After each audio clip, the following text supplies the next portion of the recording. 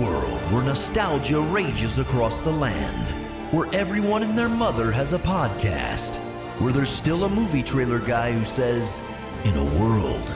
Three friends revisit films, shows, and games that molded them as they search for answers to life, the universe, and everything in between. Settle in and join us for Screen Refresh. Hey there, and welcome to Screen Refresh, where we revisit our favorite movies of the past and see if our distant dreams of nostalgia still hold up today. This episode, I am joined by my co-hosts, Nick, Dean, and Tim, read in order of how they appear on my screen. Oh, David, actually, my name is going to be Blue Blaze Irregular Pinky Carruthers going forward. I mean, it's a pretty good one. Mine's just going to be Massachusetts. I'm going to go with Dean Imperfect. I thought you were going to dox yourself again on this show, Dean. just says, like, I'll go by full name, address. And this week, we are going to be talking about a movie that is near and dear to my heart, which may or may not be near and dear to the hearts of my co-hosts. The Adventures of Buckaroo Bonzai in the 8th dimension, through the 8th dimension, across the 8th dimension. There we go. Laugh while you still can, monkey boy. Is there somebody crying out there in the darkness? A movie that is insanely quotable, is wacky, weird, and has lots of fans on both sides of the spectrum. Yeah. This is a weird one. It's I don't know if a lot of people have seen it. A decent number of people have seen it, to where it's garnished a really intense cult following, but not enough people to save it in the box office. You know, when Ready Player One came out, that movie's filled with nostalgic references across the board. And I was pretty proud to say that I recognized about 99% of all the references that they threw out there. And the only exception, and it's even in the book as well, because it's the same exact scene and it's the same setup for the joke or whatever, but, you know, they mentioned Buckaroo Banzai, and that's the only one that I hadn't seen. And now you did. Did I, though? You're on the other side. I tried hard. I tried. David, I'm on your side. I've loved this movie since childhood, and I will love it till the day I die. I think probably when you needed to see it, in my opinion. Yeah, I feel that it's definitely like you watch it as a kid and then you just take it in and you don't know what's going on. Because I still don't know what's going on as an adult. It took me 2 days to watch this because last night I tried and I felt like I skipped 45 minutes into the movie, but this was the beginning. And then realizing, like, what the fuck? Okay, all right. He's a neurosurgeon / test driver / military contract / James Bond / rock star / therapist, and I didn't know what was going on. And then I'm like, I know what you mean. It's a very succinct story. Definitely one of the most. Wait, where are the prequels opening title cards I've ever seen?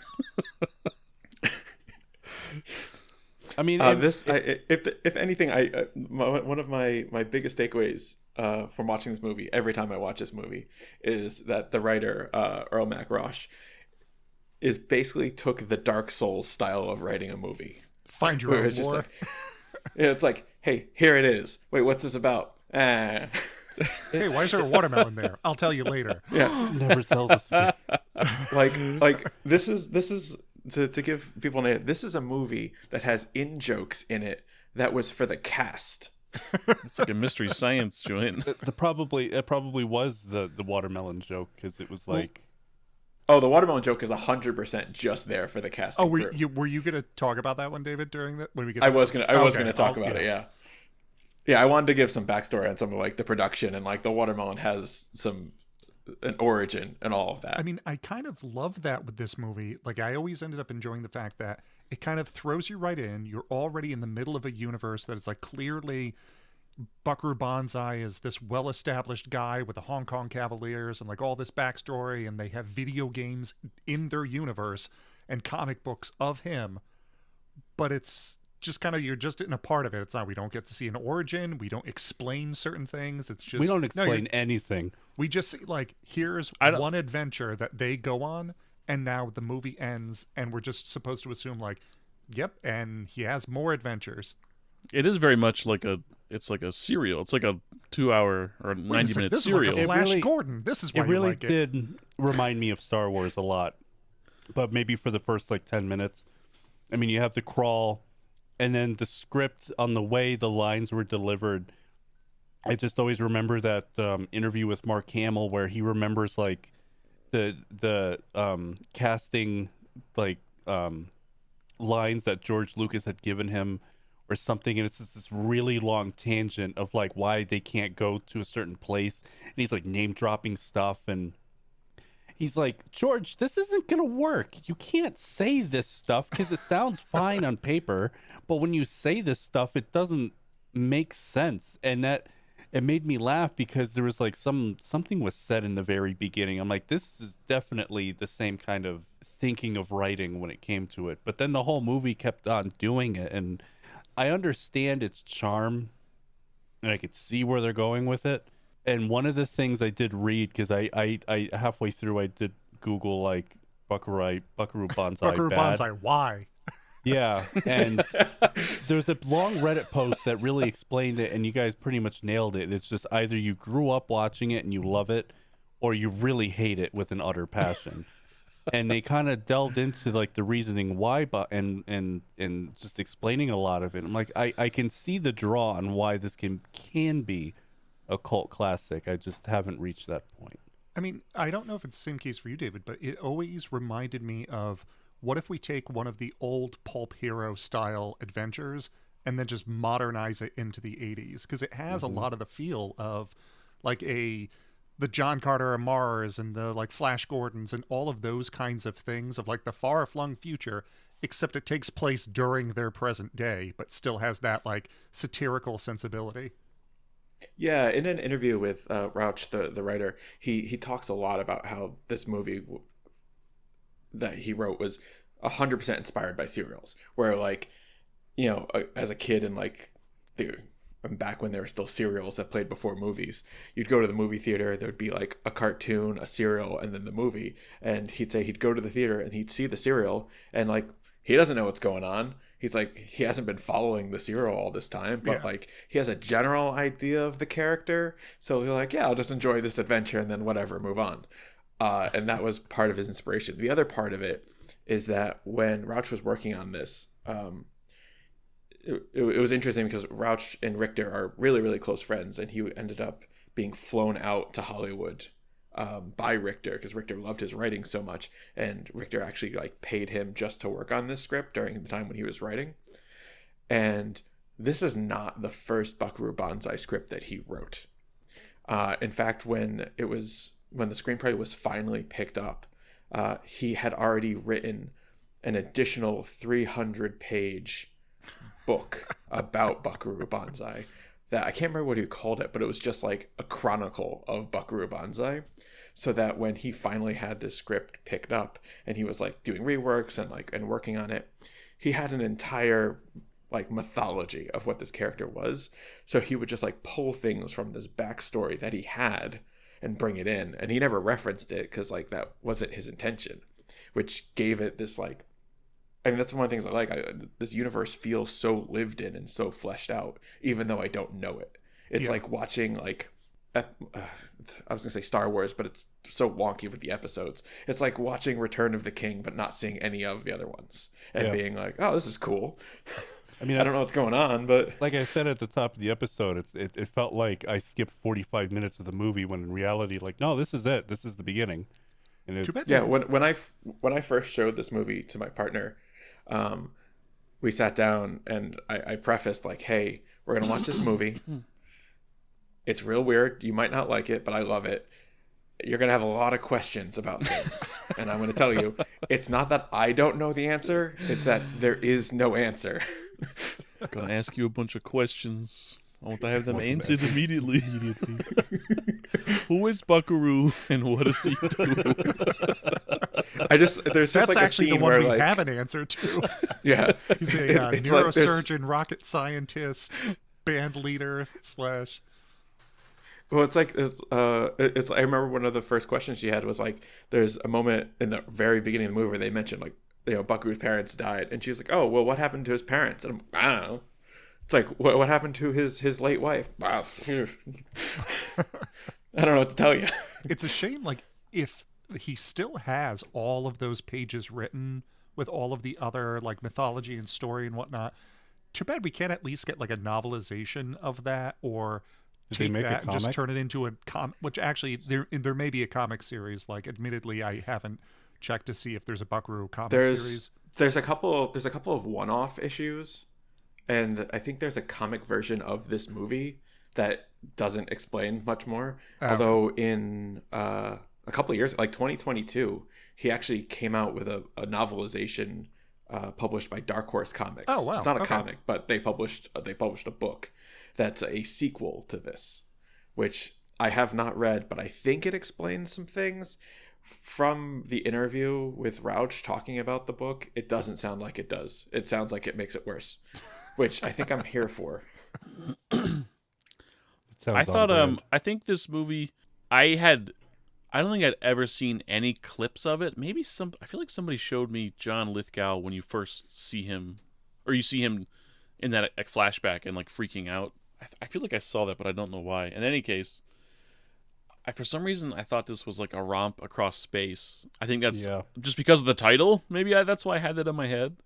You know, I know that's one thing dimensions don't too. equal space, but That I think false expectations was another big hampering on my enjoyment through it, because on paper everything this movie represents is something I should like, but I think because I was expecting it to become like a Flash Gordon type of adventure, and it really wasn't, at least in the sense of like him starting off on Earth and then going off into the wherever he is. wherever the eighth dimension. Oh yeah, I mean is. even the movie poster kind of alludes to that, right? Because you have like this photo of Buckaroo Bonzai in the front, and there's all these spaceships in the back with like the space scene, and it looks like he's gonna go off in an Maybe that's adventure. And why. it's like nah, it's just New Jersey. And Jeff Goldblum's That's an outfit, I adventure. thought like, oh, they've got like fun costumes. Like I thought they were going to go So through were those space. mountains in the desert set in New Jersey? I don't think so. I'm trying to remember where it was filmed exactly. But Well, I no, don't. not where it was filmed. Where in the movie was that New Jersey? Because I don't apparently in think the first so. Transformers, when like the helicopter goes down and they're fighting in the desert, apparently that's Washington D.C. Oh, maybe it is. I don't remember if they specifically say. I mean, I know the prototype itself was built in Princeton, New Jersey during the flashback with Lizardo. And then I know that they have, what's his name? When they get Penny out of jail or whatever, I think that's, it's some other, I think, Jersey town police department. But I don't know if the entire movie takes place there, or if it's like, that's where the action starts and then they leave. Because, I mean, doing all those test runs and whatnot in the desert with the mountains, and that's supposed to all of a sudden be Jersey, or the fact that then they're walking through what I assume is like the LA River they used in T2 at the end, and that's also supposed to be New Jersey. Yeah, which I believe it is. Yeah, I don't know about that. I mean, the fact that he comes on a helicopter is like, I don't know, maybe it's not Jersey, but it can't be that far. And like, Just down the street. yeah, just down the street, that big salt flat. Yeah. But yeah, Buckaroo Banzai. I would like to know. I didn't read up much about it, but I kind of figured. I know, David, you love the movie. I figured you guys knew a bunch of stuff about it already. One of my questions is how. I know it says 1984, but I'm wondering how they got some of these cast members in this movie to sign on to the movie. It feels like it's so early in their career. I mean, seeing a young Clancy Brown. That's what I was. thought Yes, that I Starship get. Troopers That I get. was like one of his earliest big roles, but then seeing him in this is like, damn, this is like another like 10 years before that even, and they're all Well, so babies. it's funny, and I can there's a great interview with Peter Weller and John Lithgow. Actually, Kevin Smith does the interview because Kevin Smith is a massive fan of this movie.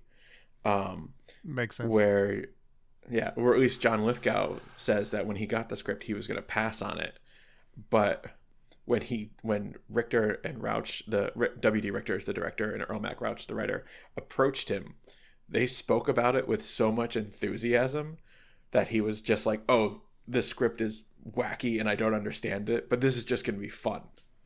And even Peter Weller to this day says he doesn't know what the movie's about, but he's never had more fun on set. Which I love that like he has no idea what the movie's about, but he nails Buckaroo as a character. Yeah, he really does. So like I think Richter and Rauch's love of the source material is just super infectious. And like in the interview I listened to about Rauch's book, like it was Richter and Rauch in the interview, they love this character and universe so much. Like they are the biggest fans of this source material. And I think when they're approaching actors that people were just like, I don't know what this is, I don't understand, but this is kind of infectious. Like this sounds like it'll be fun. So I am wondering, I do think it's interesting, like we have Christopher Lloyd in this as John Big Booty. And his his next movie too was Back to the Future. Well, yeah, and Back to the Future came out the following year, so like these were butting up against each other, and I can't imagine what's going through his head when he's got Back to the Future coming out. Like he would have just wrapped on that when this came out, and the movies have a couple similarities in that opening sequence, at least with the rocket car going through a portal kind of thing. Yeah, a little too convenient. When this thing breaks the sound barrier, you're gonna see some serious shit. I'm not saying that Back to the Future copied from Buckaroo Banzai, but ... There's some similarities. Also, I took a look to see, because I was like, because they handle the stuff in Jersey, but then they go back to the Bonzai Institute, which was like his whole research facilities and organization and whatnot. Also in Holland Township in New Jersey. So yeah, the entire film takes place in Jersey. Well, I mean, it could. Well, right, because the movie only takes place over a couple days. Yeah. So even when they do the press conference is also Jersey, because it would be like, does this mean like they go to DC or something? No, it's still Jersey. They just rent out a place, do that from there. All of their investigation is done via like their hyper modern tour bus with all of the tech, military equipment in there too. Just the fact that they're a band too is like. I mean, I appreciate that. I think that's funny. It's just it's funny. He's the opposite of an everyman, and I thought it was cool. So in the scene where they are like playing rock music, I love that Buckaroo clearly does not know how to play a guitar because he is not playing that solo at all. Yes, but he does whip out that little horn. But he does play the mini horn, which Peter Weller does actually play. That's funny. So I did love that, like he pulled that out, and it's like, oh, he's actually playing that. That's kind of cool. I love that. I guess so. The writer Earl Mac Rauch, or sorry, not the writer on this, but W.D. Richter, who directed this, as a writer, also worked a bit on Big Trouble in Little China. And it's funny going from a movie where it's like the lead character is a brain surgeon, rocket scientist, guitar playing, like everything, and then you jump over where it's like, okay, so Kurt, you're going to be bad at everything, you're going to be loudmouth, and you're not going to be accomplished at anything you try throughout the entirety of this movie. If we remove you, you still probably save the day. So one of the funny things about Richter working on Big Trouble in Little China is he actually took ideas from what was going to be Buckaroo Banzai against the World Crime League and put it into Big Trouble in Little China. Is Big Trouble in Little China just a sequel to Buckaroo without... Not technically, like, because he came onto it late in the writing process when they were doing like a bunch of rewrites and he started inserting things. Because that would have been interesting, because like I know Final Destination was supposed to be an X-Files episode, and it was just good enough that they were like, you know what, let's just make this into a movie, and they did. It'd be funny if that's the case with this one. Yeah, he was more just handling a bunch of rewrites and decided that he could fill scenes with some ideas that like he and Rauch had for Buckaroo Banzai and the World Crime League. Which even then, it's still like, regardless of the direct writing to it, it still feels like it could be spiritually in the same universe as Buckaroo Banzai. Of just like, oh, you have all of the weird alien sci-fi stuff happening in the U.S. there on the East Coast, and then you're going like farther west, and all of a sudden it turns into all the mystical fantasy elements. Oh yeah, absolutely. I could totally see that being. I mean, that whole movie, like you could just take Buckaroo Banzai and the Hong Kong Cavaliers and just swap the team, and be like, oh yeah, that works now. But let's get in some background info on Buckaroo Banzai Across the Eighth Dimension. So Buckaroo Banzai Across the Eighth Dimension came out August 1984. It came out the same weekend as Red Dawn, which, you know, not necessarily direct competition. But unfortunately, that was a summer of some really phenomenal movies. So when Buckaroo came out, in theaters still was Ghostbusters, Karate Kid, Temple of Doom, and Neverending Story. Hold on to your potatoes, Dr. Jones. Holy shit. So that was a rough summer. That was a rough summer to release. Is there someone crying out there in the dark? I think his name's Peter Weller.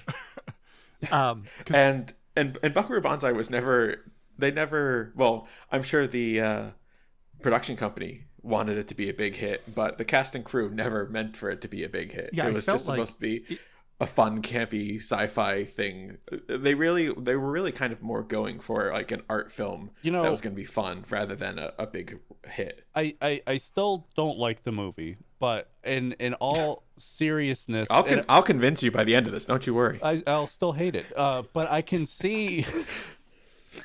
I can't fault the movie for certain things, and the entire time, everyone played it serious, and you could tell they were enjoying it. John Lithgow, regardless of how he looks back and says, he stole the scene every time. Like, you genuinely enjoyed playing it, versus like when you look at Mario Brothers and you see like Dennis Hopper and like some of the other movies that have come out, that it's like you can tell the actors did this for a paycheck. These guys did not do that. Yeah, I mean, and honestly, John Lithgow, I mean, I love John Lithgow. I love his performance in this so much. I love his horrible, horrible Italian accent that he based his accent on his personal tailor, Roberto Terminelli, who does have credits in the film as a voice coach. And like, he literally fed his tailor lines, had his tailor say them back to him, and then he just did it the same way. It's funny you say Italian, because I was so confused. I was like, I hear the Italian sometimes. And like when he says, "Laughing now while you still can," while you still can. Laugh while you can, monkey boy. But then other times it sounded Russian to me. I was really confused. Oh yeah, yeah. Sure, I agree. But that's the part where like, yeah. I mean, I attribute it to, it's just a weird voice this interdimensional being has. So it didn't bother me. I was like, wait, what is it supposed to be? Yeah. But he was the most entertaining part for me. Yeah, it's super wacky, and yeah, the performance is pretty fun. But also to like Nick's point about like everyone playing it seriously, there was one thing Richter had said in an interview where he was talking about how they were trying to get the tone right for the movie, because like it's silly but like campy, but they want to be an action sci-fi, and like they're trying to figure out the tone. And like, so the whole process they went for is that they wanted everything that was said and done in universe was 100% serious, and the jokes were just for the audience, so that they like played every line 100% serious in the moment and in the character. And like, you know, we have deaths, we have like life and death moments with the fate of the earth, and the actors or the characters in the movie like don't make jokes in universe. Like, the jokes are just there for us, which I thought was like, oh, it gives this kind of odd tone to the whole thing that I think just like played it up for me, that like I'm sitting there laughing, but like Rawhide just died. I do like a lot of like perfect Tommy's moments throughout this movie, between like him going with Buckaroo to the jail, and then as Buckaroo's talking to Petty, he's like in the background banging his head against the jail cell, Or later when Scooter helps them, he's like, "Hey, Scooter, thanks. You can have his job." And Perfect Tommy, it's just like his reaction of just like a very subtle head turn and just kind of looks at him like, "Wait, what?" Why do Or I even have like to in the give her beginning, the like, jacket? Because you're they're at the rocket test, and like Perfect Tommy's sitting there reading the paper, and it's like, oh, I better go tell the boss. It's like, why don't you go? And he's like, I'm busy, and he just turns the page of the paper.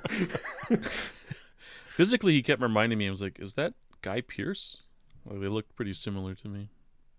There were a couple of the actors that looked like others that I really thought they were like, oh, is this person? No, it's really not, because there's no way they could be this age for this specific time frame when the movie came out. So it was interesting.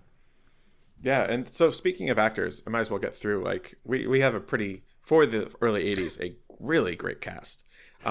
We've said it before. We have Peter Weller playing as Buckaroo Banzai. I think famous for basically RoboCop. I think that's his thing. You that guys a lot should of people watch would know him for. Leviathan at some point with Daniel Stern, Ernie Hudson. I think Hector Elizondo. It's kind of like The Thing if it happened in an underwater base. There's a creature on board that's like taking over all of the crew, and Peter Weller's the main hero. He's the Leviathan. No, he's They just Peter happen to Weller. call me John Leviathan.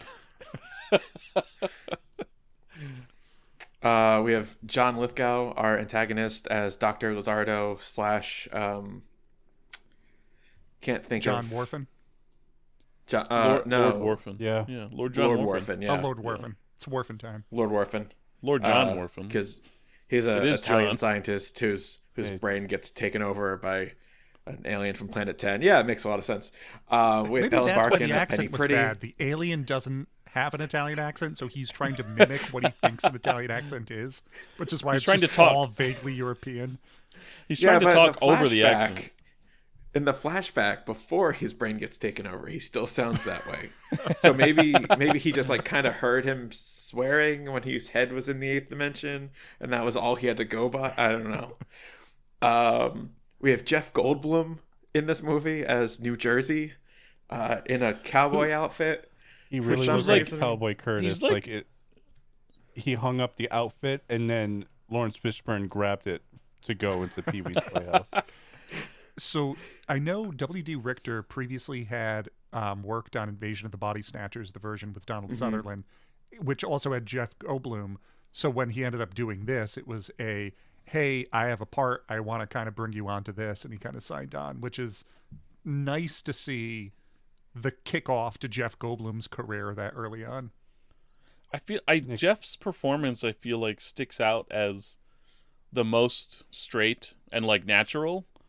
And he's just like being just a regular dude, and he's, I don't know, he sounds good. He sounds better than everybody, I guess I would say.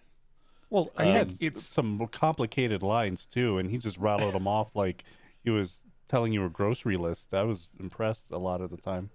like it kind of worked to have him as the new member to the Hong Kong Cavaliers at the beginning as just our entry point as the audience. It's the So- only real exposition given. It's like, hey, who's this guy? He's new. Oh, okay. Sydney, Buckaroo, how's the patient? Oh, fine. He's doing fine, thanks to you. But more importantly, congratulations. You drove through a mountain. I did. You drove right through a mountain the other day. You did it right after you left me with the operation. You hadn't even said anything about it. Didn't even mention you were going to do Sydney, it. these are my friends. This is my colleague, Dr. Sidney Zweibel, old medical friend from Columbia PNS. Howdy do. And I like how it Yeah, just and you starts off sing? with him mid-surgery working alongside New Yeah. Jersey. And like as Dean was saying, it's like I love Jeff Goldblum's introduction to this whole world is kind of like ours. He's in the middle of brain surgery with Buckaroo Banzai. I mean, we podcast. And- I wouldn't consider it brain surgery. Well, no, not yeah. And like they're finishing up the surgery, and Buckaroo's just like, "Hey, I want you to join my crew." And he's like, "Okay, cool." And Buckaroo's like, "Can you sing?" And he's like, "A little. I can dance." You ever thought about joining me full time? What do you mean, you serious? Do you have an opening? Uh-huh. Can you sing? A little. Yeah, I can dance. And like you can even see that Jeff Goldblum is not really sure what's going on. And, and like later in the movie, after the rocket car test, he's like, wait a second, you just drove a car through a mountain. We were doing brain surgery. You went straight to that after the brain surgery, and now you wanted me to meet you in front of a jail, and we're gonna play a gig.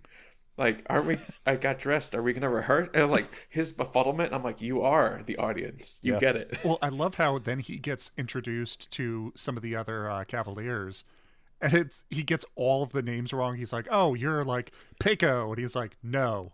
Then you're Peiko. No. Where'd you grow up? Jersey. Okay, you're New Jersey.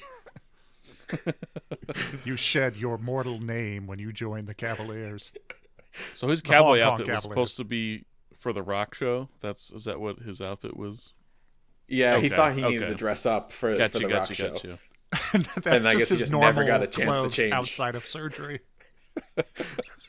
He did have like themed saddlebags though too, so it's like he's got a whole thing. Yeah. This is just in his wardrobe. And every time we saw him, he was in, I felt, a different cowboy outfit. So I thought that was just his natural aesthetic outside of. I mean, it surgery could room. just be his thing. He blew all of his money the night before buying all these outfits, thinking like everybody has to have a thing in the Cavaliers. I'm inspired by that neon cowboy from Las Vegas. That's what I'm going for. Feeling And a cross between that and Howdy Doody. We also have the talented Christopher Lloyd in this as John Big Booty, or Big Booty, Big as he Booty. prefers to be called. We have Clancy Brown as Rawhide, Vincent Chevalier as John O'Connor, Roland Lacey, who I kind of just threw in there because I thought it was just funny seeing him playing President Windbark, who I think everyone famously remembers is the Nazi who had his face melted off in Raiders of the Lost Ark. Oh, I saw him in the cast list, but I didn't realize with his beard and everything that he was the president, or mustache, whatever he's got. There's a couple others that I did not write down, but like the orderly in the beginning of the movie is Mike from Breaking Bad. Oh, Jonathan Banks. Yeah. Yeah, Jonathan Banks. Notice Dan Yakov, Hedaya in there too. Yakov Smirnov Yakov as the Smirnov. national security advisor. And he's called like Mr. Smirnov, like that's his name in the movie. Yeah. Firing on full cylinders. I mean, so John Parker, the alien who helps him, Carl Lumbly. Did you guys end up watching Fall of the House of Usher? I watched the first few episodes. Okay. Never mind. He's in it. He's the lawyer that's one of the main characters throughout. You mean Mark Hamill? No. Oh no, he was the assistant. Or unless he's the prosecutor or whatever, he's the other one who's sitting in the opposite chair talking to Roderick the entire show. Does it cover his whole music career? Oh, that I didn't realize that was him. Yep, that's John Parker. Oh, That's why that's at the cool. end he's like later Usher, and then he does the finger thing like he does in this movie. Interesting. Huh. Okay, that's pretty cool. And so that's about our cast. There's a And Ellen Barkin, less people might know I said from Ellen like. Barkin. Did you? I said she was a third on my list. Oh, okay. Well, She was. It's true. I'm sorry, I did not mention what she was in though. I made that was it. I mean, people might know her from like The Fan, or like the Ocean's films, or like Drop Dead Gorgeous. Oh, it's true. She was in Ocean's 13? Yeah. Yeah. Alrighty. I think that's a preamble. Do you want to get into this?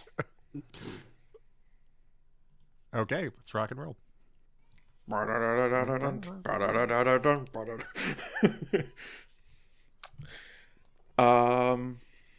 So before the movie begins, I just want to mention a scene that was deleted that would have been very, very cool. All the exposition. All the exposition. No, originally the movie started out, they cut this, but originally the movie started off with like a young Buckaroo with his parents, which was probably going to exposition a little bit how they got killed. I'm not certain. I don't know if that would have really explained much unless... It might not have. But the cool thing about this and why I'm mentioning it is because Buckaroo's Bonzai's mother was played by Jamie Lee Curtis, but ends up getting cut, which would have been a cool thing. You can actually see in one of the later scenes when they go to the Bonzai Institute in the bathroom, there is a photo of Buckaroo as a kid, and the mother is Jamie Lee Curtis in the photo. So like they cut the intro scene, but she was still in it there. So yeah. So she gets to but the say movie's- she was in Adventures of Buckaroo Banzai. Yeah, kinda. Yeah. As much as Sylvester Stallone can say that he was in The Last Action Hero. Our movie starts off giving us a bit of a crash course intro to our main character. We're set up with a scene introducing a government test where Bonzai is supposed to be, and then we immediately cut away from this government rocket car test where we see Buckaroo Banzai instead shown in a hospital performing brain surgery with Jeff Goldblum. I We thought then he was smash cut operating away- on an alien. Because of the way they were talking about it, they're like, we don't know where this goes, and where does the way they were talking about the anatomy seemed like they don't know exactly what they're working on. Don't pull on that. You don't know what it's attached to. Yeah. I thought it was weird too how you after sure? he finishes it, it almost as if, he takes his scrubs off, walks out the door, and then the test car is like 10 feet away. There was no transition between the two scenes, so Oh yeah, it's just immediate cut. It's That just was like really confusing. yeah, we're like Yeah. we're like rocket car, brain surgery, rocket car, brain surgery, rocket car. Hey, can you sing?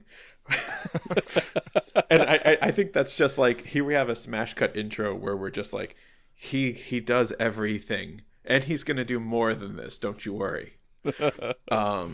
Is he Yeah, 'cause he's possibly in- the coolest character ever made?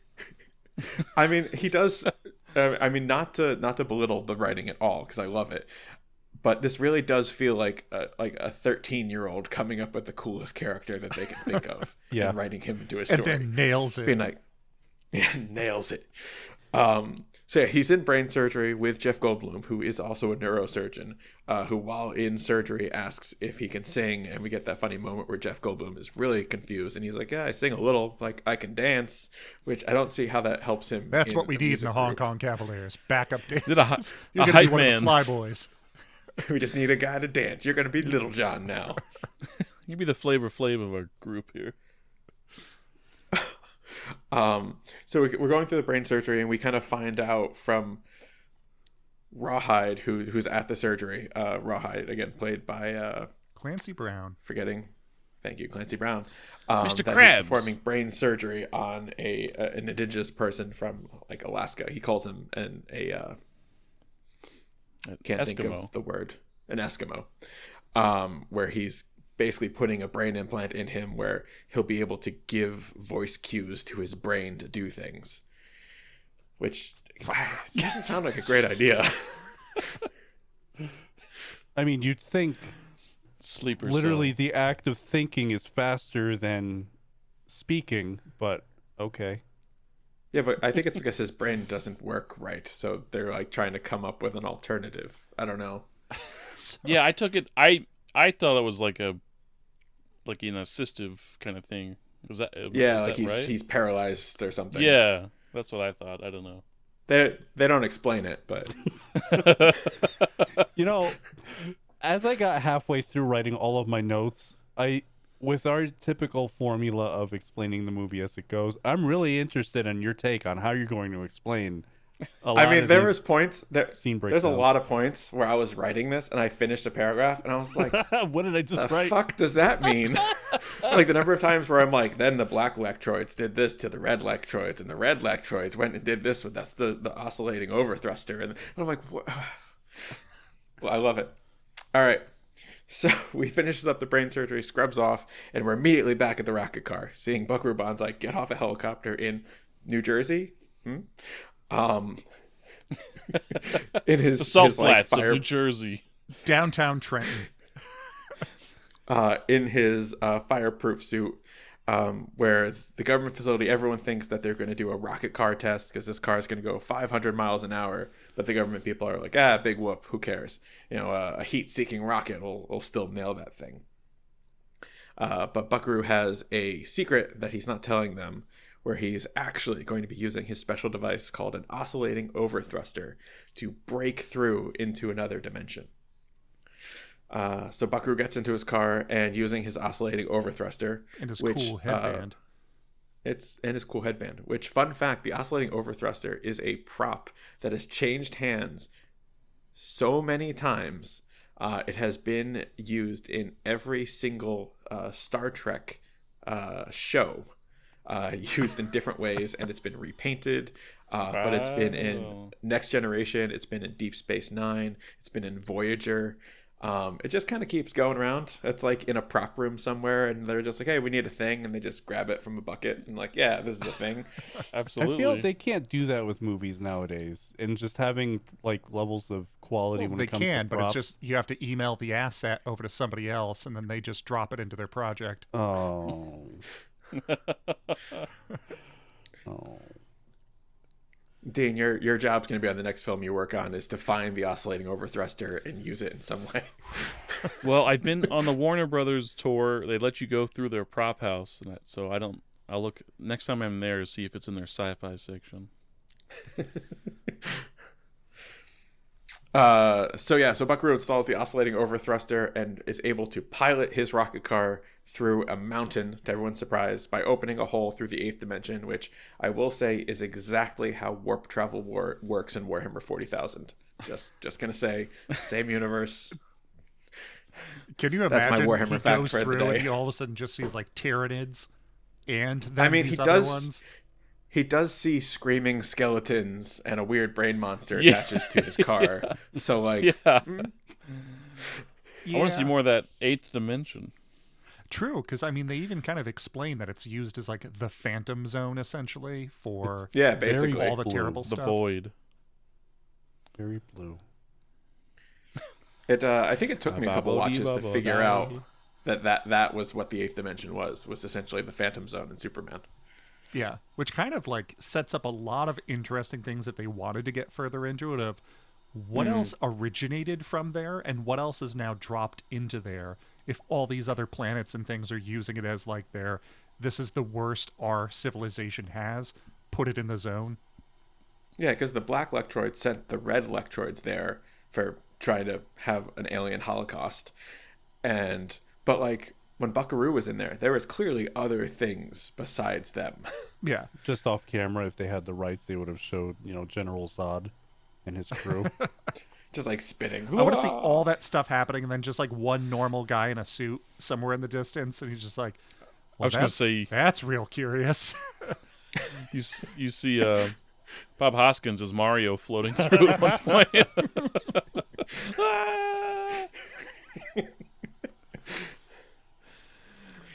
So Buckaroo completes his trip through the 8th dimension, and the movie ends because that's literally what he said he was going to do in the title. But after completing his travel through the mountain, which was on television, we cut to John Lithgow, aka Dr. Lizardo, who's in a asylum for the criminally insane, watching this on TV, and is hearing the broadcast talk about his original experiment to do this same thing, which he then hooks himself up to an outlet using I think a wet Brillo pad and like some couplings, and has a flashback via electroshock therapy. Just for us. Just for us. He was like, I think I remember that. Let me see. And so we get a flashback of Dr. Lizardo trying his similar experiment, except there was a lot lower tech. Instead of a rocket car, they had a chair hooked up to basically a trebuchet, which flung him at a wall. But unfortunately, they rushed the experiment, and it did not end up working. And Lizardo, instead of going through the wall like Buckaroo went through the mountain, he just gets stuck halfway-ish. And while his body is kind of dangling in between our dimension and the 8th dimension, the alien Lord Worfen from the red Lectroids takes over his mind. So when he comes back out of the 8th dimension, his hair is all crazy. He's like spouting nonsense because he's being controlled by Lord Worfen, who doesn't understand what's going on and is now being forced to copy a really terrible Italian accent. I would say it's somewhat a successful experiment. He did go into a different dimension. Yeah, which also at least like we show that Professor Hakita even tries to warn him of like, no, it's not ready yet. Don't do that.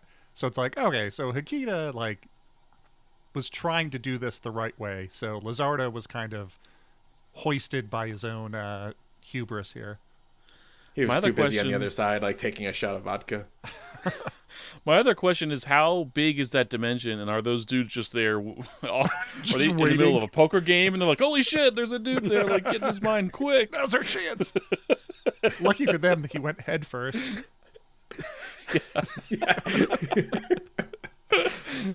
What the hell is that?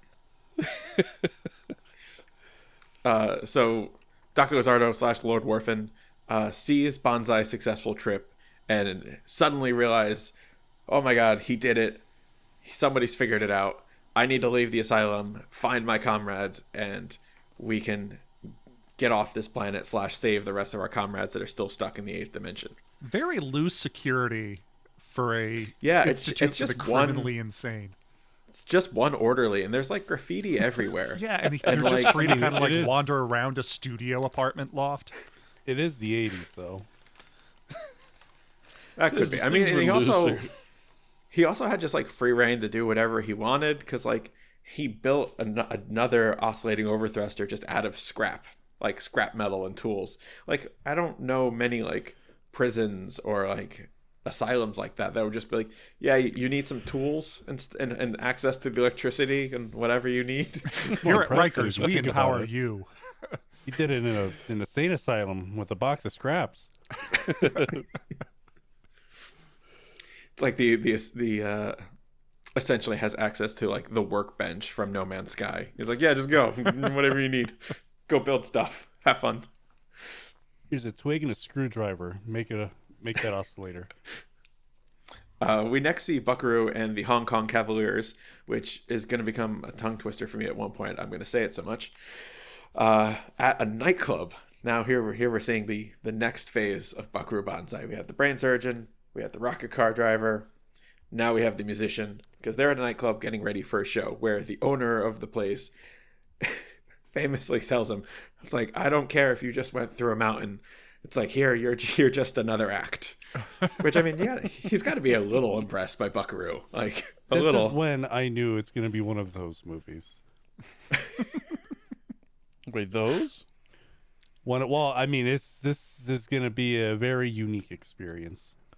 He I means mean, there's no movies movie like where it. They don't pay their nightclub acts the correct amount or fair wages.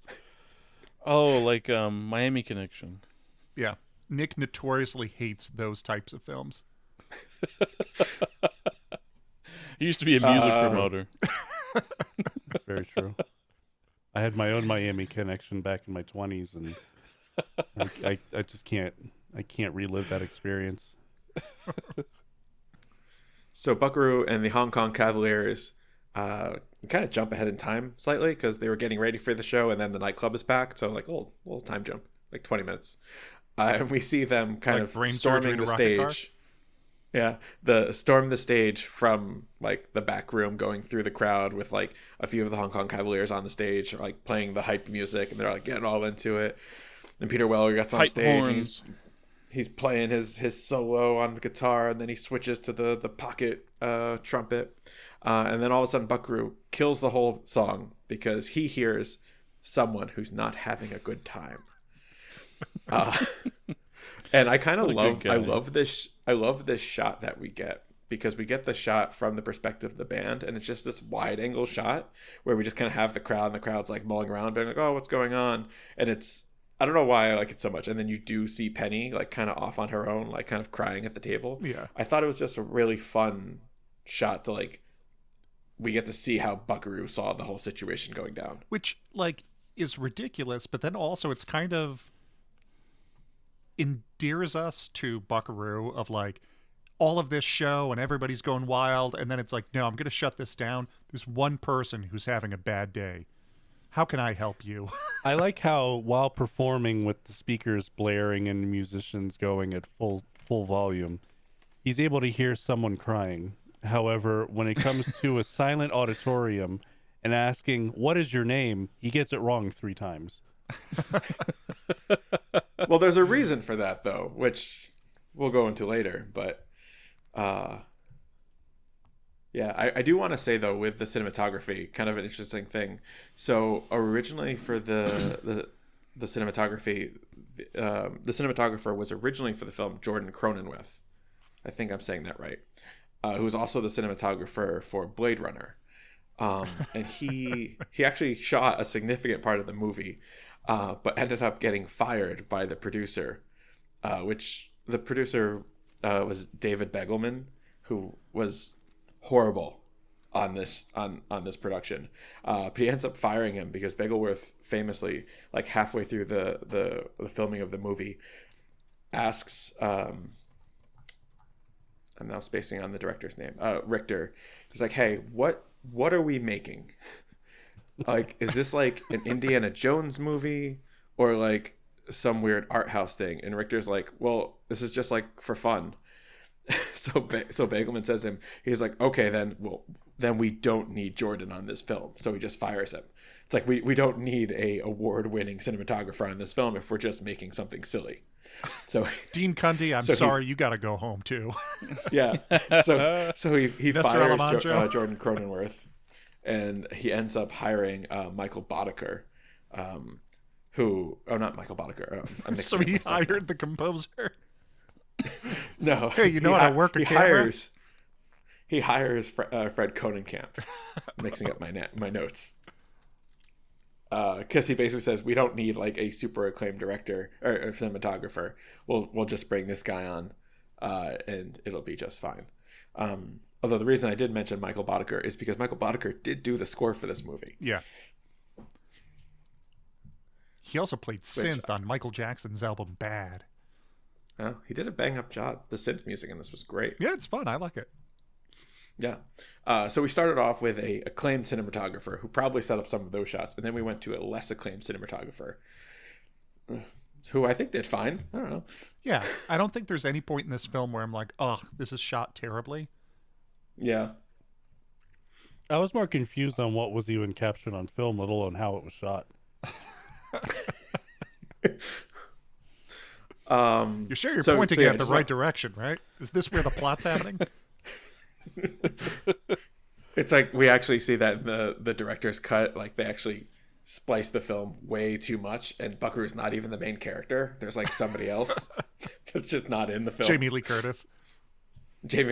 Well, so yeah, just wanted to kind of call out the cinematographer. I thought it was like a fun thing. I don't know. Begelman sucked. He was awful on this. Like the amount of like reshoots that they had to do because of him and because he thinks he didn't like there's a whole thing with Buckaroo wearing he has these red glasses that he wears in like 3 scenes, which I love those glasses so much, but Begelman basically gave Richter the hardest time saying, you can't have an action hero wearing red glasses. Like, that doesn't make any sense. He can't have red glasses. So they kept negotiating into how many scenes Peter Weller could be wearing the glasses for, and they got it down to 3 scenes. And he just, like, every day was reviewing film and being like, no, you can't do this. No, you have to change this. No, you have to do this. Sorry, who was this? The cinematographer? No, Begelman, the producer. Which I guess that was part of the whole thing with the watermelons too, is they had watermelons in scenes, partially like for the throwaway line, which I guess was, I don't know if that was improv from Jeff Goldblum of like why is there a watermelon here? I'll tell you later.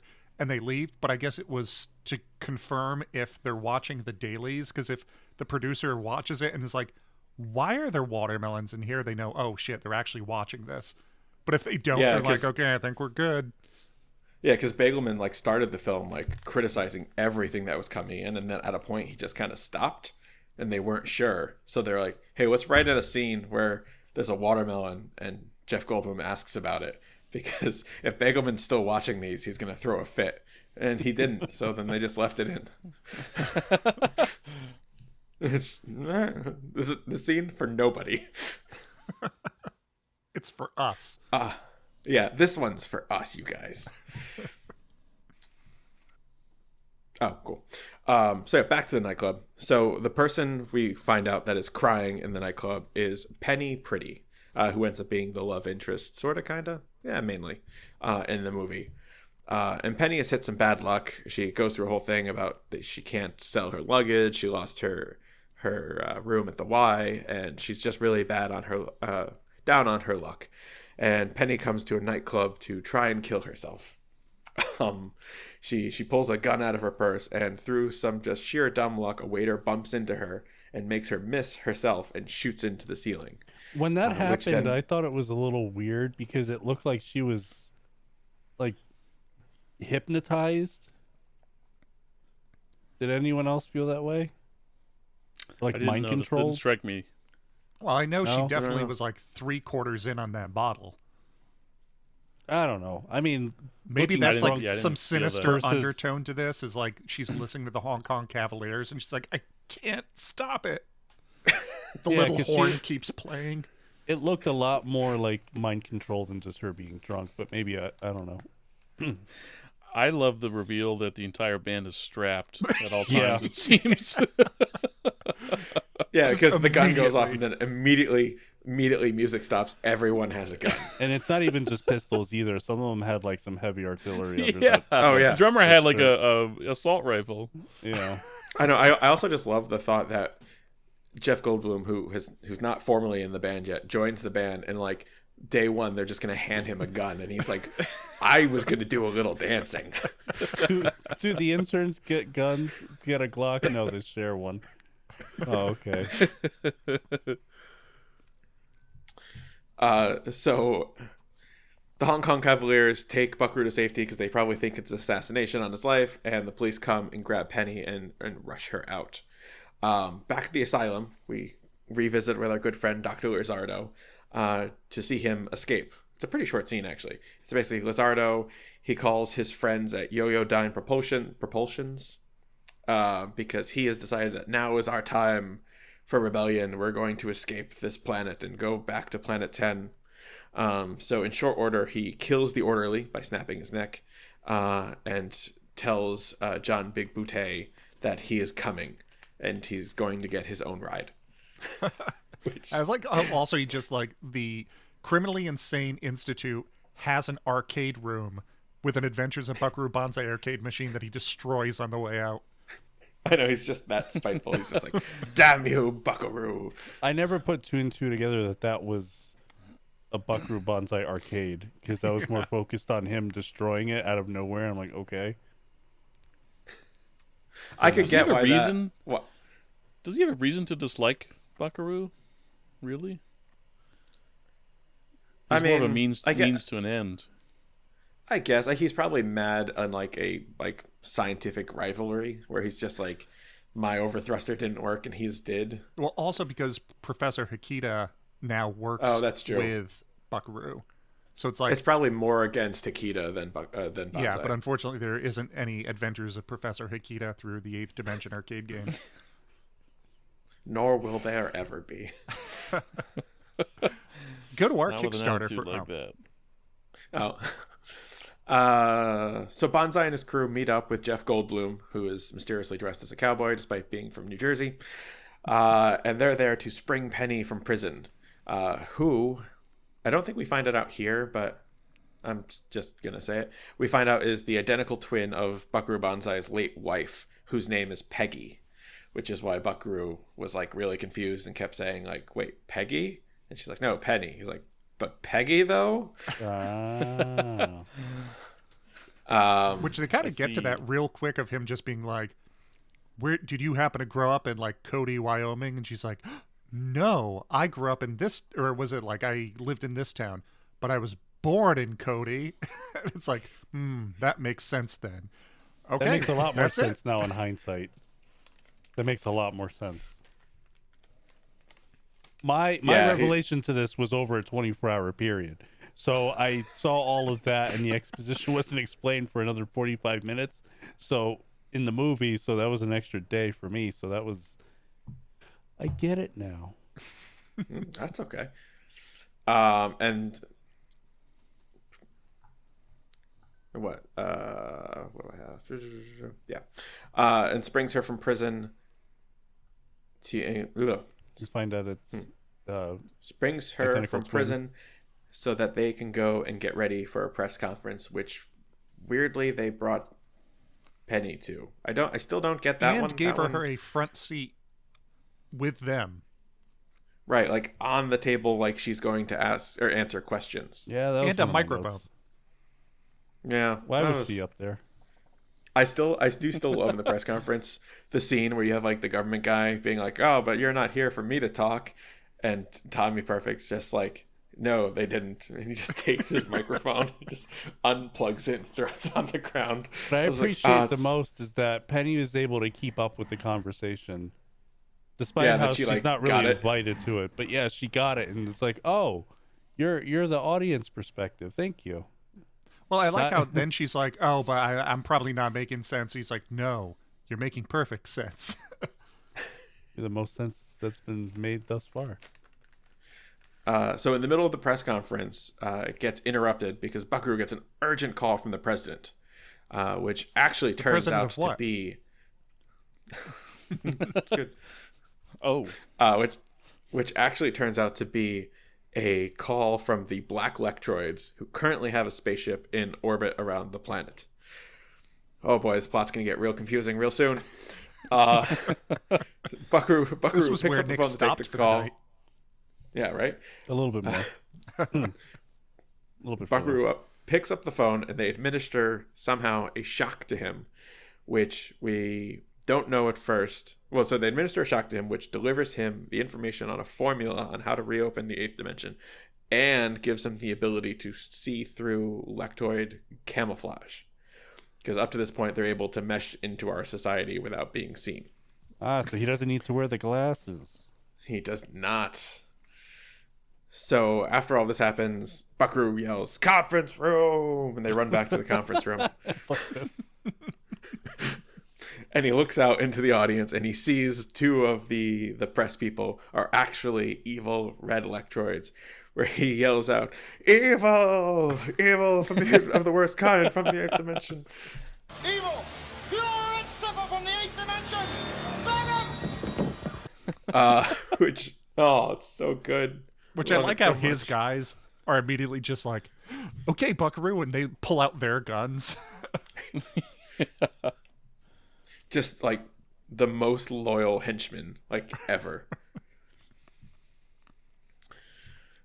what was that character actor's name? Something not Shirelli. Oh, Shirelli? Vincent Shirelli from Ghost and Shirelli. Mr. Boogedy 2. I'll say Ghost and Better Off Dead, but Oh yeah, that too. Mr. Boogedy. Anyway, So after seeing the two press members who are actually electroids, we have a full-on Hong Kong Cavalier chase. But unfortunately, the red electroids do escape, even though Buckaroo was chasing them on a motorbike. Though during the chase, Wait, the you can't black steal electroids- that. Oh wait, you're Buckaroo Banzai. It's like, of course you Hey, can. Buckaroo Banzai just stole my motorcycle, he said happily.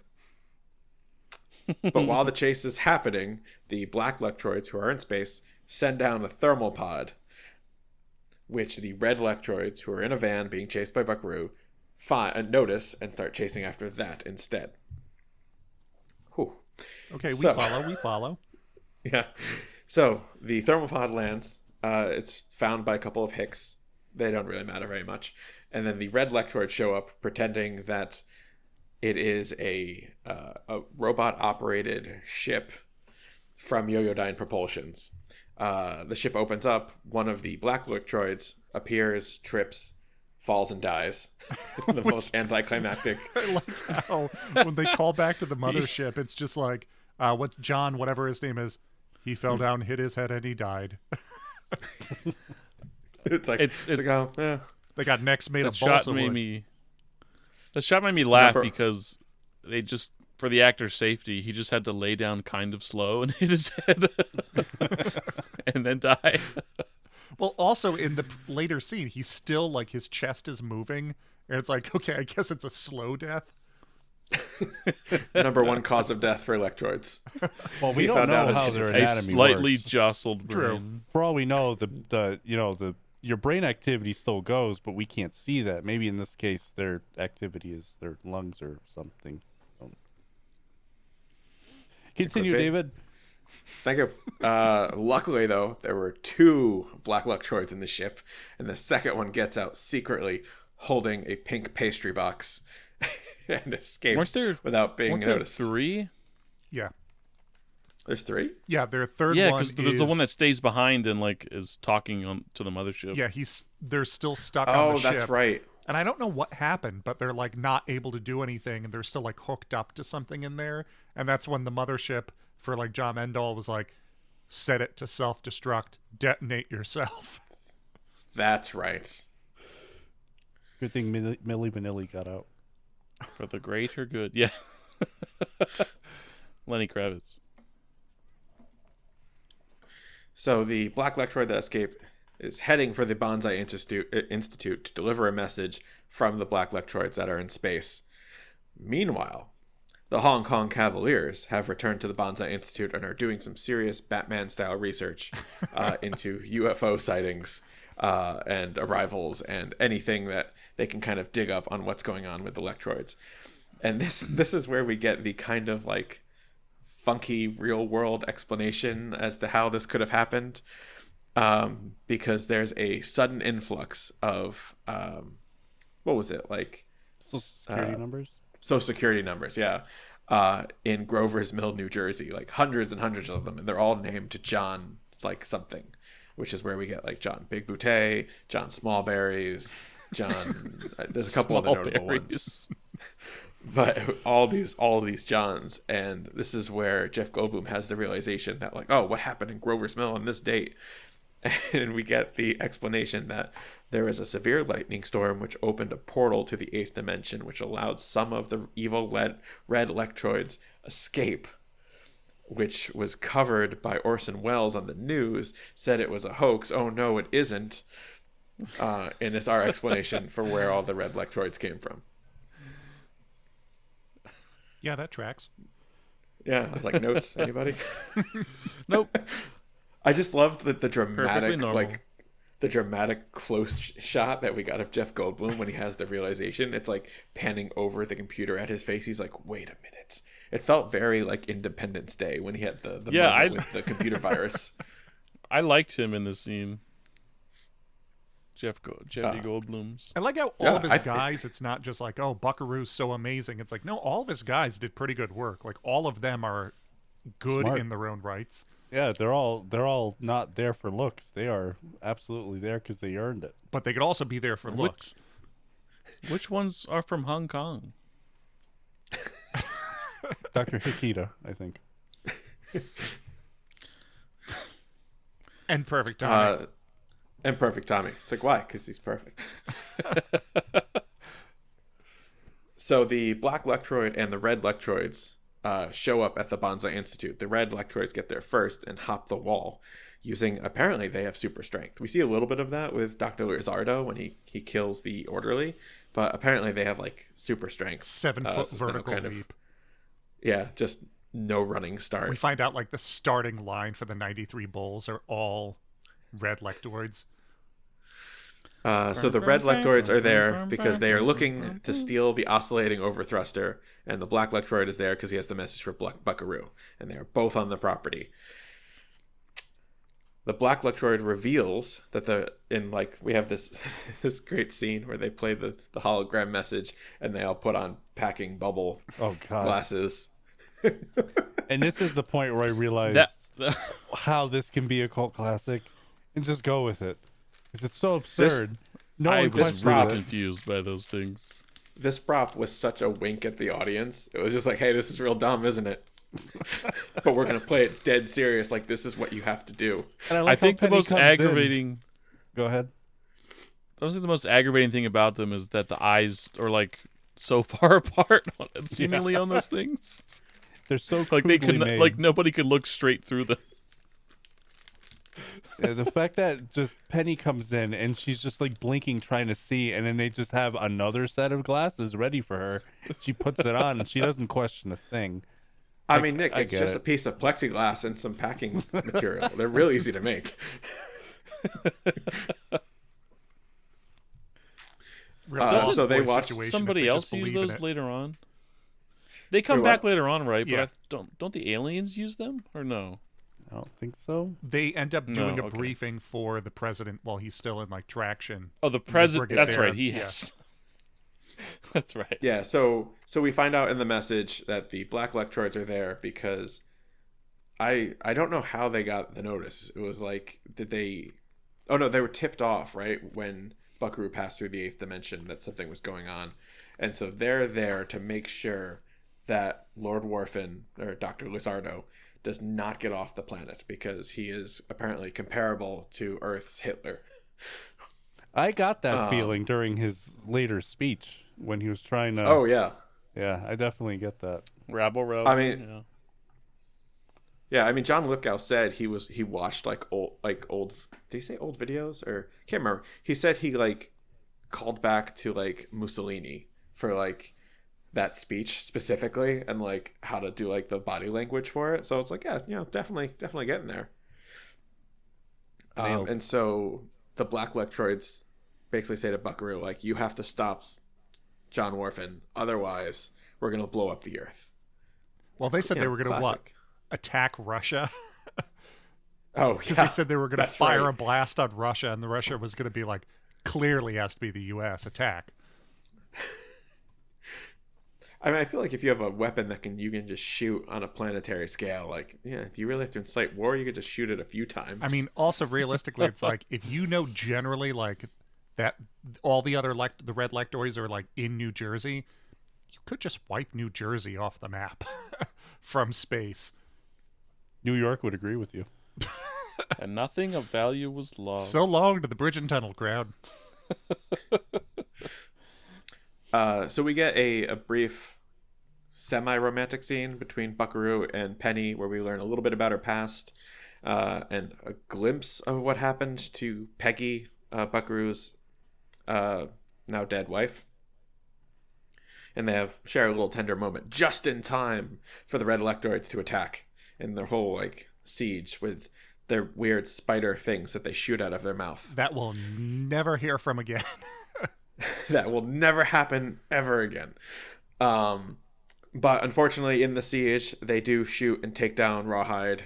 R.I.P. Rawhide. I was always so disappointed with, because I love Clancy Brown and I liked Rawhide. And then watching this again, like it's been probably about 10 years. And then when he's like laying on the ground, he's just like, oh, go on ahead. Like I need to catch my breath. And I was like, oh, maybe I'm misremembering this. And then they go back and Rawhide's like, I don't know. It's getting real dark, guys. I was like, oh, okay, never mind. I remember this exactly as it goes. Can't move my legs.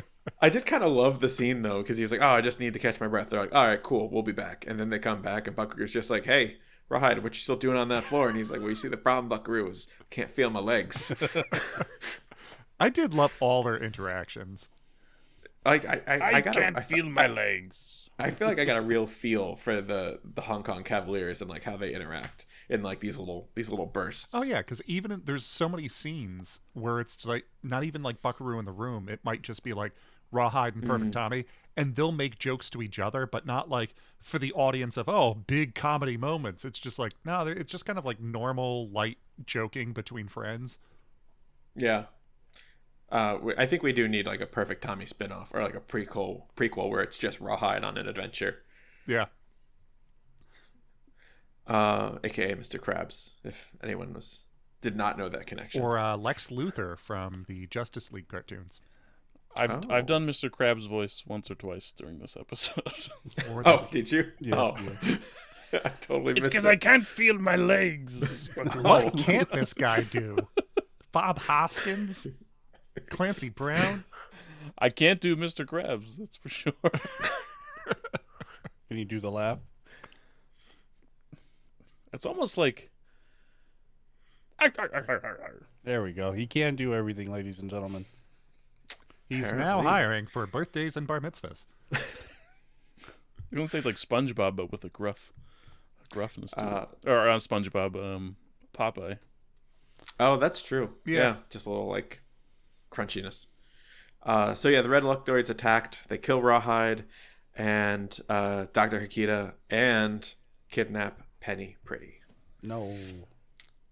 I know. After the siege, Buckaroo calls the president to warn him about the danger that's coming with the Black Electroids and Russia and all of this. And it's a real quick scene where they're just like, Mr. President, things are a problem. And the president's like, oh, nuclear war, I better prepare. And then immediately cut away. He's like, all right, that's good enough. I gotta talk to John Wharfin. So this is when John Worfen calls and he kind of teases Buckaroo and basically offers him a trade, like the oscillating overthruster for Penny Pretty. And Buckaroo agrees, although, well, as we see in the following scenes, there's some shenanigans afoot. Buckaroo arrives at Yoyodyne Propulsion Systems, bringing his rocket car that he smashes through a wall, but he does so with the Hong Kong Cavaliers close behind. Buckaroo obviously didn't have the oscillating overthruster on him, and is captured and put in the weirdest torture trap kind of ever. The second weirdest torture trap until we see pennies later. That is a good point. Where Buckaroo is tied into this weird Tesla tower thing that will shock his genitals mainly, and is also a lie detector, where John Worfen tells him he has to complete the formula for the oscillating overthruster, but the thing he gives him to write the formula is like 5 keys of like a keyboard, not like a letters keyboard, like a musical keyboard. I just remember seeing that and I'm like, how does he do this exactly? It's all about MacGyvering every step of the way. I just watched the scene and he's like, oh, I'm not giving you anything, and I'm like, Buckaroo, you probably can't. Like, I don't know what he's supposed to do. But yeah, so he gets shocked a few times, and the Hong Kong Cavaliers show up and shut off the power in this big kind of siege scene where they're running through, killing off red lectoids, and allowing Buckaroo to escape his Tesla coil tower. I like how we end up jumping back to the president because now that he's seeing the video that we were talking about, and then he just prepares for an attack with Russia, and they just break out like the declaration of war forms, but it's just like this postcard that just says like declaration of war, the short form, and a checkbox. It's like this weird little throwaway joke, but they play it 100% serious. Like, that's a real thing that's just in universe. Yeah. It's not for laughs, but we laugh. It's that whole like mixed tone. I mean, although for all I know, that can be something that exists nowadays. It could just be an email draft that just stays in the president's like outbox, and just like, okay, at any point you just fill out the sender and click send. I mean, current administration probably. It's just subject line war ? But I'm not gonna say which administration. But also, he lives in Vermont, so we know. And also, you could just look at the release date, but don't.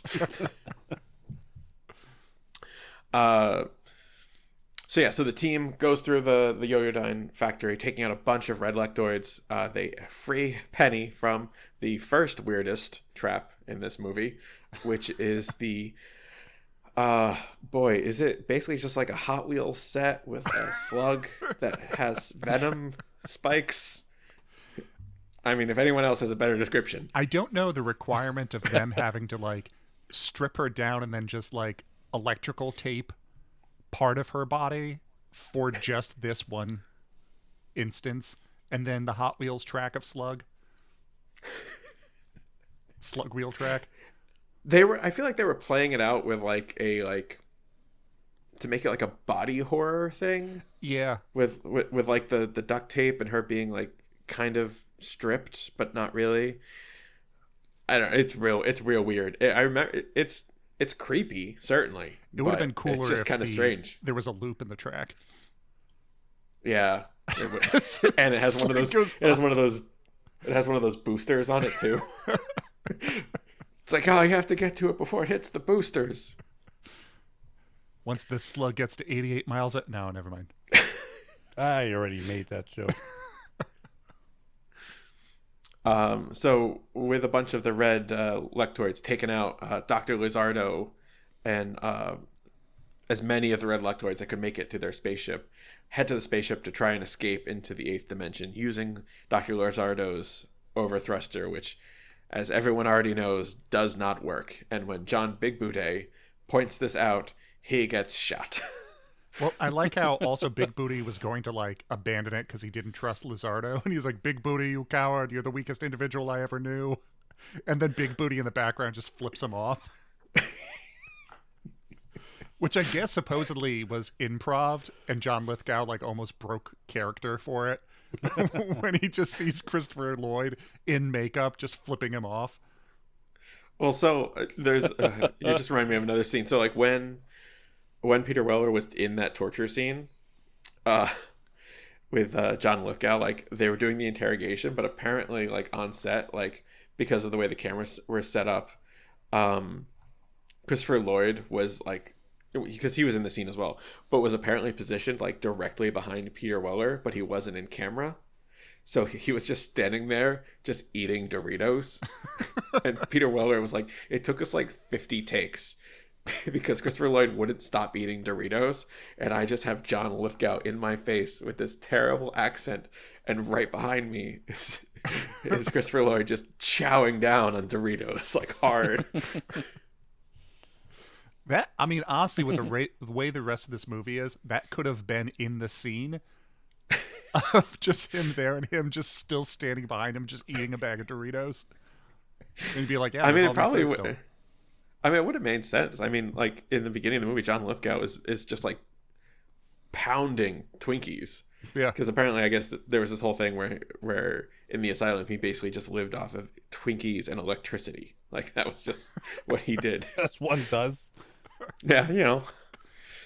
Years later, they will develop that into something called Monster and Red Bull. It'd be the staple for every adolescent male between the ages of 13 and 21. They're all red Lectoids. So yeah, John Big Booty gets shot, but unfortunately he was right, and the overthruster didn't work. As the ship is propelled towards a wall, they can't get the laser beams to line up to cut a path into the 8th dimension, and instead crash through the wall of Yoyodyne propulsions. But John Worfen is committed at this point, and now he's like, all right, screw the 8th dimension. We're just gonna fly home now. But unfortunately, Buckaroo Banzai is on board in a thermal pod, which does end up getting jettisoned by Dr. Lizardo. I know I keep switching, saying Dr. Lizardo and John Worfen, which is going to be confusing. I mean, yeah, I got it at this point. So it gets jettisoned, and they're falling from the sky and trying to figure out how to get this thing working. And Buckaroo's in the pod with the good black Lectroid from John Parker, the thermal pod before. John Parker, thanks. And he looks at me, he's like, what are we supposed to do? And he's like, I don't know, I'm a diplomat. I failed flight school. I can't read. But they do get the pod working, and they're able to get it like back up in the air, and they're chasing after John Worfen's ship. And Buckaroo looks to John. You just said John Parker. Yeah, John Parker, and he's like, "Don't worry, it's just like driving a truck." And John Parker's like, "Good, what's a truck?" I like that. Yeah. Yeah, which is just a little fun line. Oh yeah, true. Because he wasn't like on this planet already. They came down during this movie. Yeah, so he has like literally no idea what's going on. Although they were reading Adventures of Buckaroo Banzai comic books, because one of the ones that died, they end up finding. The hunters were like, he's carrying a latest issue of Buckaroo Banzai. Which but that doesn't mean they explain what a truck is in the comic. They might true, have but them you in the would think that background. it's like if he has all these adventures, that at some point they would see some sort of Earth-based stuff in it, even if it's like a car or something. Well, sure, but it's not going to label it out as this is a truck, this is a microwave, a toaster. True. It's just going to be in the background. They're not going to unless know they happen what to it have is. something of like Buckaroo's truck or something like Truckaroo Banzai. Truckaroo. Well, I mean, clearly, Big Trouble Little China was in there, where he's a truck driver. True. That's the sequel. Truckaroo Banzai. That's Jack Burton. Truckaroo Banzai, aka Jack Burton. So in the thermal pod, Buckaroo discovers that there is a weapon on board, which he just casually tests and fires a laser beam just out into the sky. And figures out that this is what he's going to do. So he goes onto a collision course with John Worfen and uses the laser to blow it up, which it seems weird that like a little escape pod has a weapon capable of destroying that full-size ship. That it came off of. Yeah, that it came off of. But it ends up working, so he shoots the ship, blows it up, and is able to jettison and parachute down just in time to avoid the resulting explosion from the shot. Yeah, John Parker takes that pod and we don't see him escape really. Well, he's in the other after he parachutes out, he takes the pod and just flies home. Oh, I assumed the pod was destroyed in the explosion. Oh no, because it shows him like as he's parachuting, it shows John Parker do like a loop. Oh, and you're right. Like, okay. You're right. So after Buckaroo lands, we find out that Penny Pretty has perished, which that's fun to say. Also, I like that and the Secretary of Defense or whatever was, I guess, in cahoots with the guys, and had taken the original overthruster, but he gets caught by Scooter at gunpoint, and Scooter like gets the overthruster back and then holds him until everybody else gets there. 12-year-old kid with an M16. Which that's why when he ends up finding out like Scooter caught him and got the overthruster back, he's like, hey, this is great work. You could have Perfect Tommy's job. Which I would say, like, you could have Rawhides. Oh, R.I.P. Rawhide. Likes to give Perfect Tommy a lot of shit.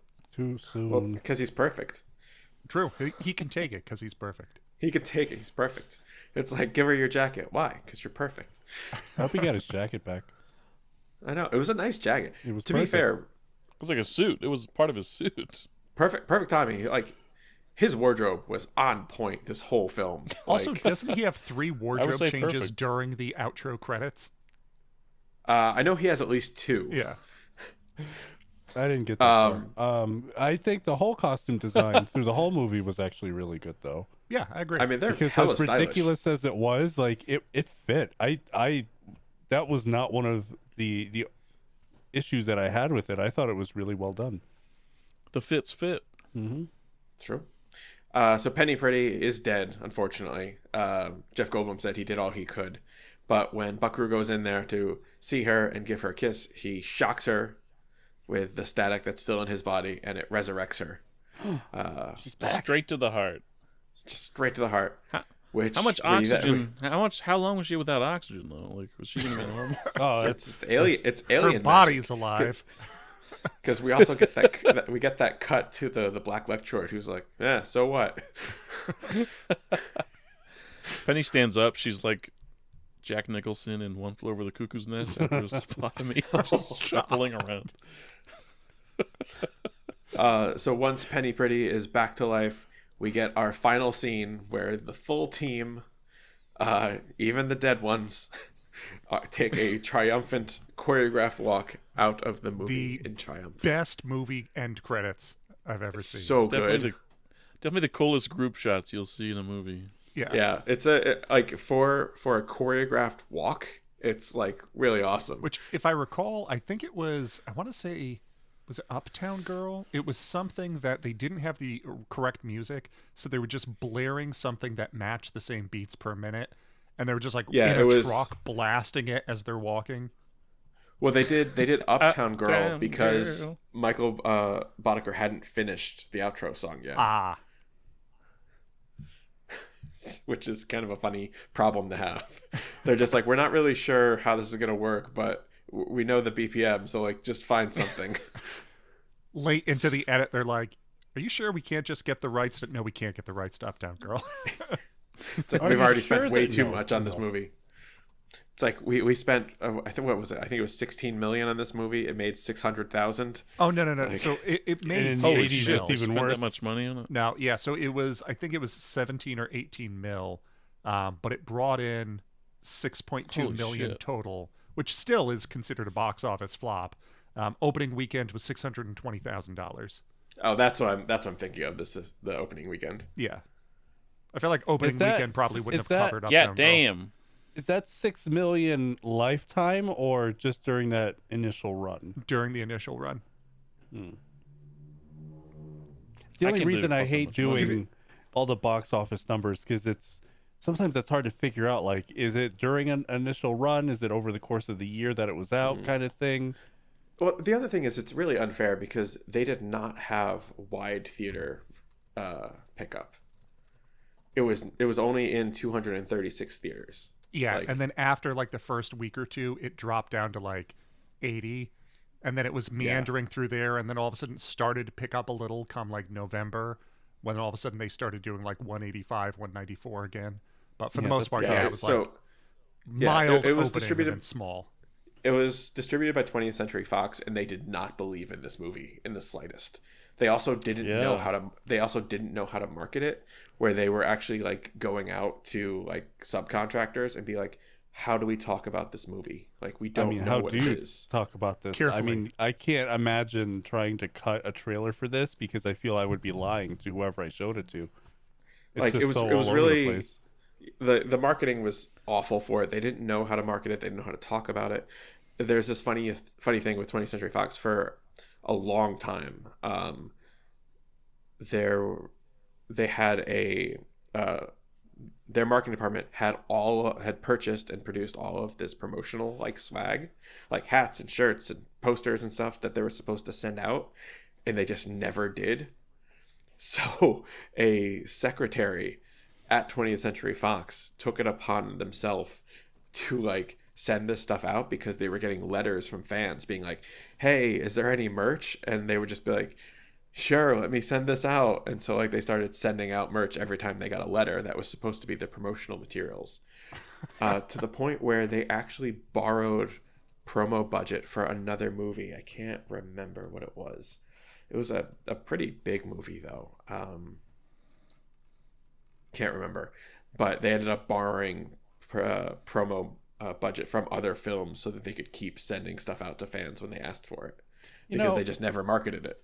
As a fan for a lot of different things, whenever I had like log into TikTok or Instagram, and then you see like the influencers are the only ones that are getting any of like the PR stuff of something that's coming out for them to advertise, and it's just like, you know, FOMO, because these people aren't into it as much as you are when it comes to like certain properties and stuff, and it's just like, wow, they got this.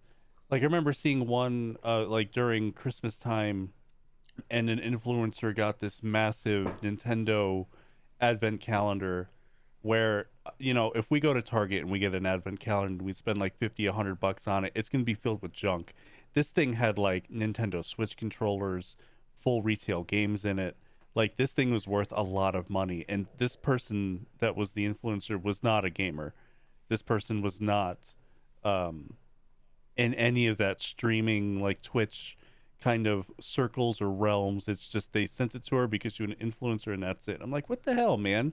And they always get like these really cool packages that are getting sent out. Like, I remember when like Nosferatu came out, there's like a lot of really cool stuff that was being sent out.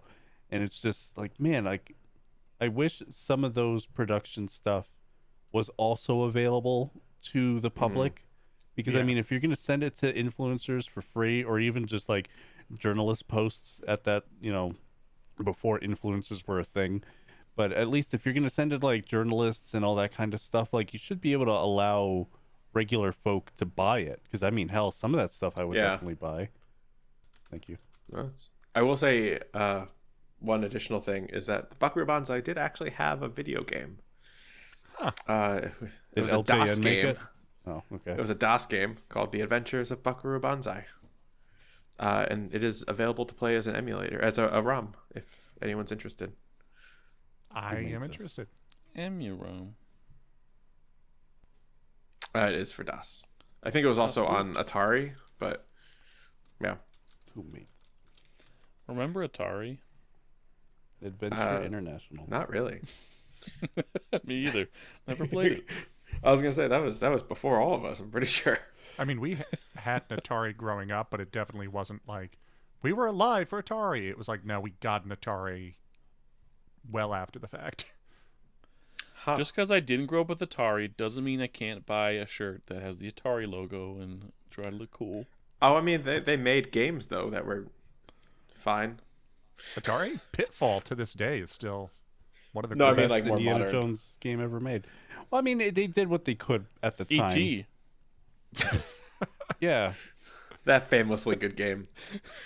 Oh, I did forget one thing in the end credits. The end credits, we are teased with the sequel to Buckaroo Banzai Across the Eighth Dimension, which is Against the the Buckaroo crimes. Banzai against the League World of Crime. Evil League Bad of Evil- Guys. Yeah, that. Crime Yeah. Syndicate or something. Yeah. Crime Lords, which never, unfortunately, ended up happening. R.I.P. It's not too late. It might still happen. I know Richter and Rauch are still chomping at the bit to make another movie. There was an interview with them in 2021 where they're still talking about, oh man, we want to make more Buckaroo Banzai stuff. Like, the fact that it is so funny because they are like best friends who, according to them, text each other daily with new Buckaroo Banzai ideas.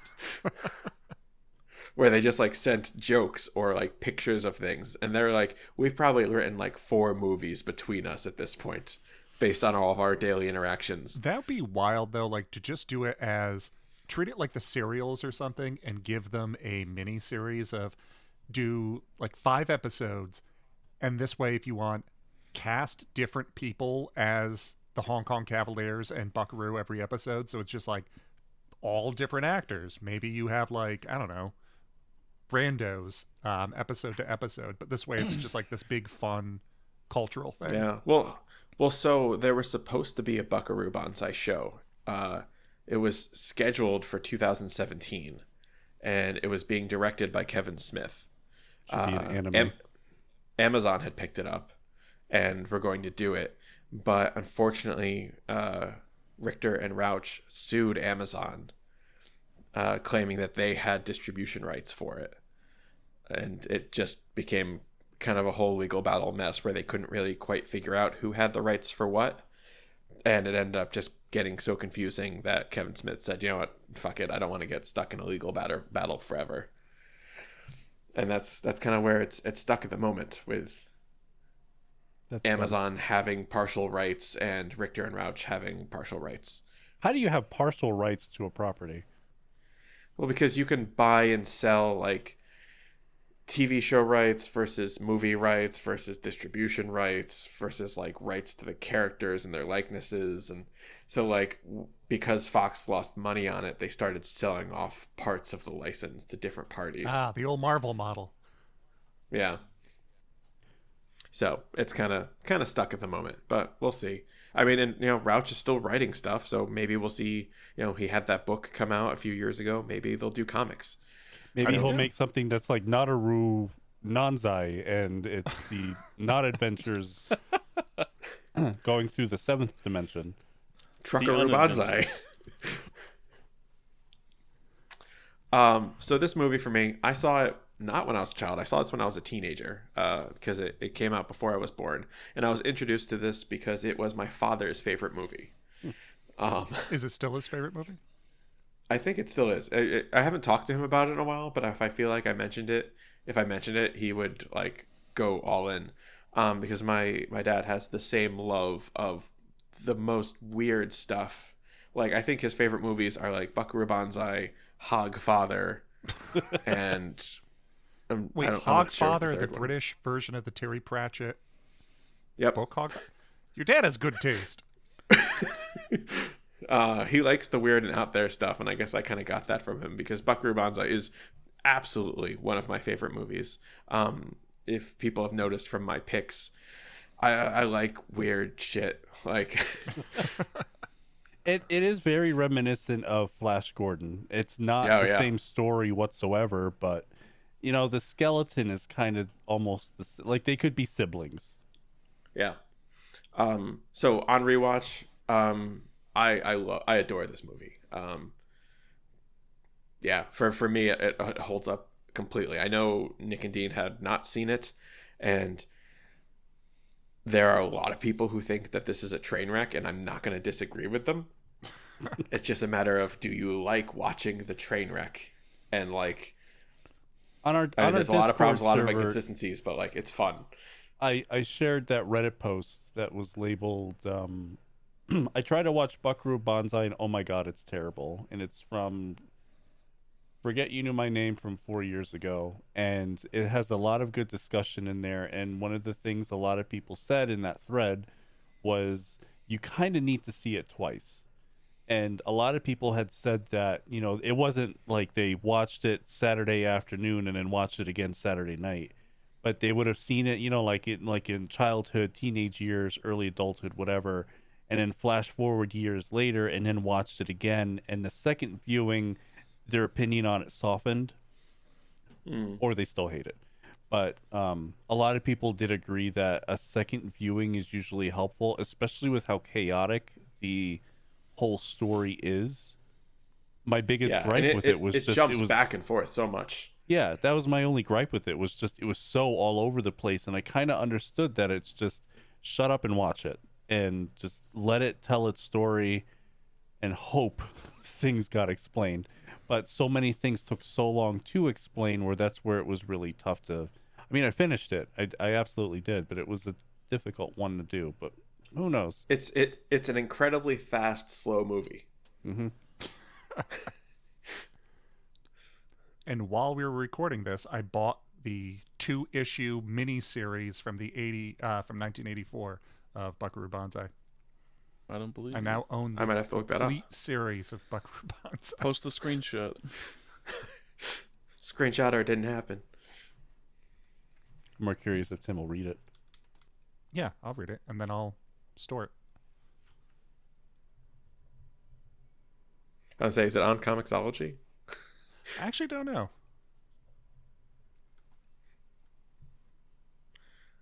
I like reading comics. I just don't like storing them. Yeah, it's finding space. It's the same reason why I don't own a lot of physical media, although I'm kind of taking that turn back into it. It's apartment living. Get a house and we'll talk. So I have a house. It's still a struggle. Get a bigger house, then we'll talk. gotta get a house for your things. That's what my parents' house is for. Yeah.